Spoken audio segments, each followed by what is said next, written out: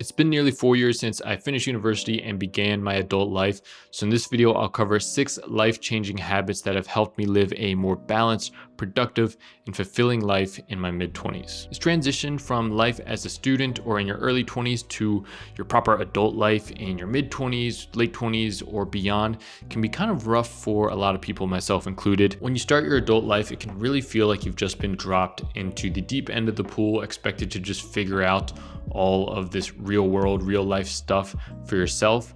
And although I think it is definitely valuable to struggle a little bit and learn from your mistakes and have to figure out things on your own, I also think that a lot of people would get a head start on their adult life or be able to improve their current adult life if some of what I'm about to discuss in this video were taught in schools. This transition was even more abrupt for me thanks to COVID sort of chopping off the last year of my college experience, when at the peak of my college life, when I was about to study abroad in Japan and do all this fun stuff, everything just kind of came to an end and I was all of a sudden at home trying to figure out what to do with the rest of my life. All right, so it's kind of a stereotype that a lot of young people in their 20s figuring out their adult life don't really have a good grasp of this first habit, despite the fact that arguably, whether you like it or not, it's probably one of the most important things in today's society, and that is properly managing your finances. So I'll go over just a few key things at a high level that I think have really helped me get to this point where I'm pretty comfortable financially. I don't have millions of dollars by any means, but I make over 6 figures at 25, which I think is pretty decent, and more importantly is enough to support my current lifestyle and allow me to, without hesitation, spend money on things that are truly valuable to me, like high quality food, groceries, traveling and experiencing new places, investing in my YouTube channel, and just simply enjoying my life. The first one is tracking your spending. And I kind of view this similar to tracking calories in the whole fitness world, where if you're at the stage where you really want to see major progress, maybe you're in debt or your finances are completely out of control, you're wasting money on loads of things, then I think it's really important to get really in the weeds and detailed about tracking your spending habits, writing down everything on a spreadsheet, organizing it by category, doing budgeting, all that. And then as you get more comfortable with how things are going and the trajectory that you're headed, then maybe you can back off a little bit and just track things at a higher level. Now, there's a lot of different ways you can track your spending. They make all these fancy apps and stuff, some of which I use now because it just kind of makes the whole process a little bit more streamlined. But when I first started my full-time job after university, I just used a good old-fashioned Google spreadsheet and literally exported all my transactions for the month, categorized them into 3 categories. One, just the necessities, which is the actual bare necessities that you need to live. So this is like food, shelter, water. And by food, I don't mean eating out, it's groceries. We'll talk more about that in a bit. And then I'd have a category for money that I saved or invested that month. So moved to a separate savings account or put into the stock market or something.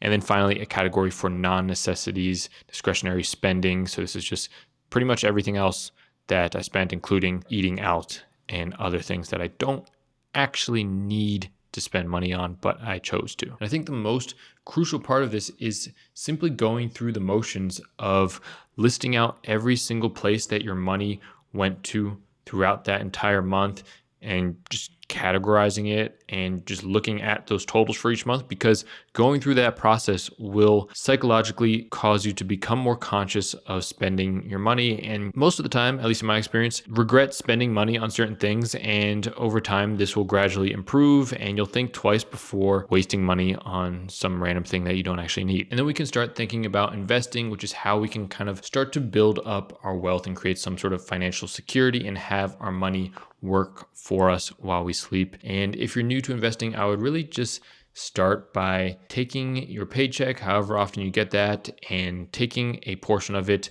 ideally as much as you can, but ideally over maybe, let's say 20%, and having that just automatically be transferred into an investment account, or you can put it into a savings account. I would generally recommend investing it into the stock market as opposed to a savings account, because savings accounts will sort of just barely keep up with inflation, whereas investing into the S&P 500 or an index fund or something will actually allow you to grow your money over time through compound interest. And then lastly, I just want to quickly touch on credit cards, which is something that I think a lot of people are still kind of intimidated by, when in reality you can seriously take advantage of credit cards to be able to travel the world for free. It's something that I've been doing for a couple years now, and it's been great. It's basically funded a lot of my recent trips to Japan and Italy and staying with my girlfriend and things like that. It's too much to go into in this one video. I would just go look up some other videos on credit card turning, credit card strategy, and stuff on YouTube.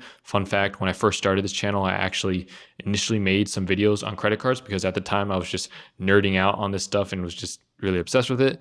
But those videos are privated now, but maybe I'll, make some videos touching on it like I am now. But as long as you treat credit cards like they're debit cards or cash and responsibly spend on them and only use money that you actually have and buy things that you actually need, you can earn a lot of bonuses, rewards, points, all this type of stuff that can allow you to use them for flights, hotels, loads of travel spending, and it can be a real game changer. So we'll definitely look into it. Maybe I'll touch on it more in other videos if people are interested. All right, this next habit has had a profound impact on my own life, but I feel like it can be very easily forgotten when people start their adult lives because typically it's associated with our younger years when we're growing up and in school, and that is learning. I'm really of the belief that we should all be lifelong students and that our education doesn't end when we graduate high school or college, but that's when the true learning really begins. And I can confidently say that I've never enjoyed learning new things as much as I do now after I've finished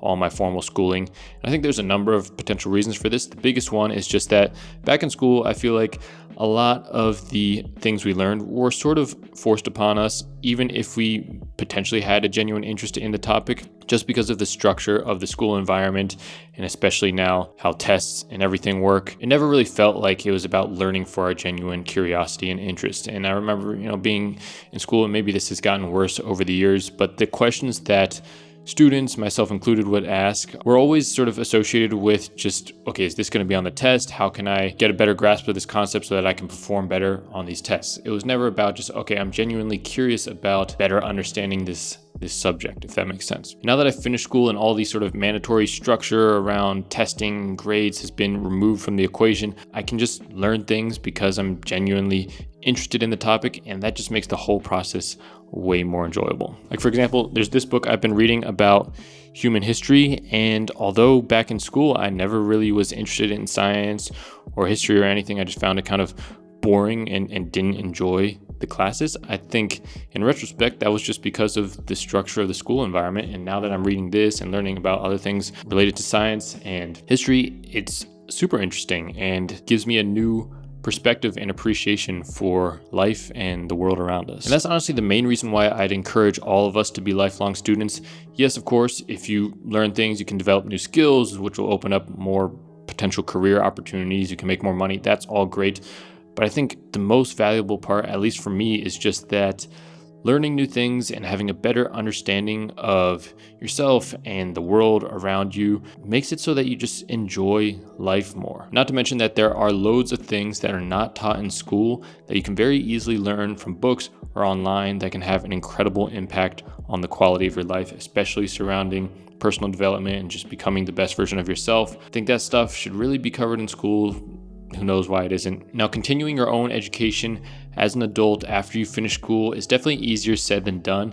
After spending, 2 decades in a formal classroom setting where the teacher is kind of telling you what you should learn, it can be a bit of a rough transition going from that to being just a solo student, picking out things and having to, be disciplined to learn things on your own. For me, I'm always the most excited to learn something new when it's directly relevant to something in my life, which is why I suggest a lot of people just start out with reading some personal development books, because a lot of them are fairly simple and easy to read and relevant to just about anyone, no matter what your life situation is. So I think it's a great place to start when you're getting into learning, and then you can expand to more complex subjects and books from there. And when it comes to sources of learning, of course, I love YouTube videos and podcasts and content online and stuff, but still at the end of the day, I think books are the best and in many cases the original source of a lot of knowledge out there. If you think about it, people literally put years of their life and thousands of hours into writing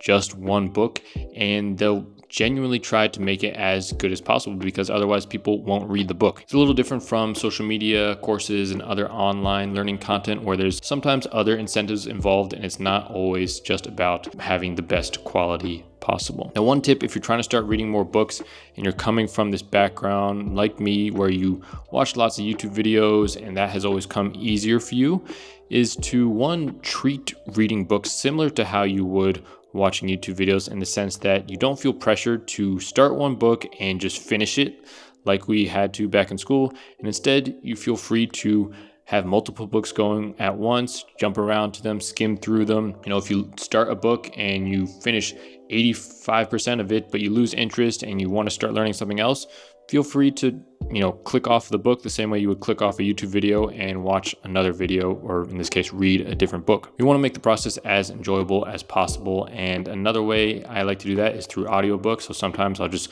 listen to an audiobook on its own, or what I have liked doing recently is to listen to the audiobook and read the actual book at the same time. I feel like I'm getting double inputs and the information is sinking in that much better. I don't want to go too deep into my approach for learning new things in this video, but in addition to just consuming knowledge from books, podcasts, videos, I think it's just as important that we actually take those things, go out into the real world, live our lives, apply things, see what works, see what doesn't, form our own opinions and experiences, and continue from there. You can take it a step further if you want to formally journal and reflect on your experiences and the things you've learned and what has and hasn't worked for you. That can all really work together to help aid in this process of learning and being a lifelong student. I don't know about you, but in the environment that I grew up in before I started my adult life, I often remember being asked the question, okay, what do you want to do when you grow up? What sort of career do you want to pursue? And I never had any idea. I would maybe make up some things to make it seem like I had my life together, but I would see other students and kids my age say very confidently, oh yeah, like I want to go to med school, I want to be a doctor, or I want to be an engineer, I want to be a businessman, I want to be accountant, things like that. And it just always sort of puzzled me because although I knew what a doctor did, I knew vaguely what an engineer and accountant meant, it just seemed too abstract and vague, and like I didn't really know what that life or what that future looked like. And in retrospect, I think the reason why planning for the future never really sat well with me is because I didn't think about the lifestyle that I wanted to live in the future, and I just was bombarded with these ideas about careers and the titles and how much money people made pursuing different paths, and not about what the actual day-to-day life would look like if I went down a particular path in life. So the habit that has really changed my approach to life and planning for the future is lifestyle-centric planning. So what I mean by this is, instead of focusing on the idea of the career path or how much money you could make or the status you'll get or the title or whatever, focusing on the day-to-day lifestyle that you want to live in the future. What do you want to wake up and spend your time doing each and every day? And then take that vision of your daily life and work backwards, and then figure out what sort of choices, actions, and careers will get you to be able to live that ideal daily lifestyle. It certainly isn't an easy process and isn't something that you can just figure out overnight, which is why I think it'd be really important for this to be emphasized from a young age as, the foundation of how people should think about choosing career paths in life, because otherwise you risk the situation of pursuing a particular career path because you like the sound of it. Like maybe, I want to be an entrepreneur because they can make lots of money, or I want to be a doctor because I like the mission and it's a prestigious title. But then you get to the point after potentially years and years of work, maybe going back to school over and over again, and you might not experience the enjoyment and fulfillment from everyday life that you would have gotten had you focused on lifestyle-centric planning when making major life or career decisions. All right, this next habit I think really aligns with our sort of primal mechanisms for survival and has so many benefits that are often overlooked, and that is cooking food. So just about everyone enjoys eating, but not everyone likes to cook, which is understandable. People come from different households, different backgrounds where cooking may or may not have been something that you grew up doing, but it's something that I think everyone is definitely capable of learning and will undoubtedly provide a lot of positive benefit to your life. Okay, I'm going to take my camera out of the freezer now because I don't know what that's about to do to it. All right, so as I was saying, I feel like some people maybe naturally just enjoy cooking. I personally wasn't one of those people.